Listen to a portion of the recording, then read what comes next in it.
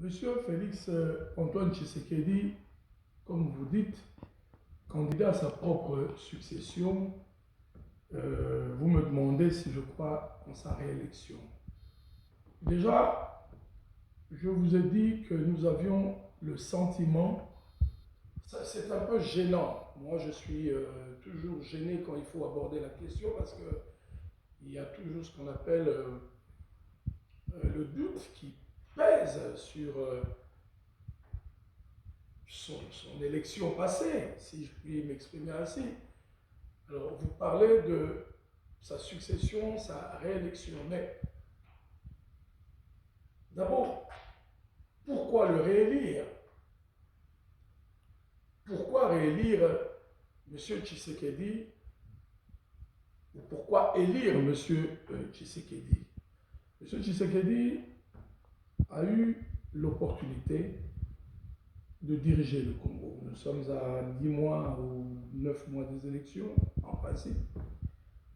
Il faudrait voir quels ont été les points positifs, quels ont été les points négatifs sur la balance. Qu'est-ce qui a le plus pesé?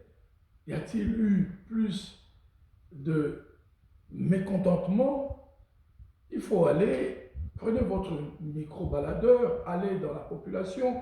Moi, je pense que c'est un exercice à ne pas faire uniquement dans l'élite, à ne pas aller uniquement dans les salons de Kinshasa, les salons UP de Kinshasa, aller dans la population, dans le Congo profond, poser-leur la question de savoir si vraiment le monsieur Tshisekedi mériterait de siéger au destin, à la destinée de ce peuple qui est meurtri, de ce peuple qui n'est pas soigné correctement, qui n'est pas soigné du tout, de ce peuple dont on fait peu cas, qui n'est pas éduqué convenablement. Je ne dis pas que ça a commencé avec M. Tshisekedi.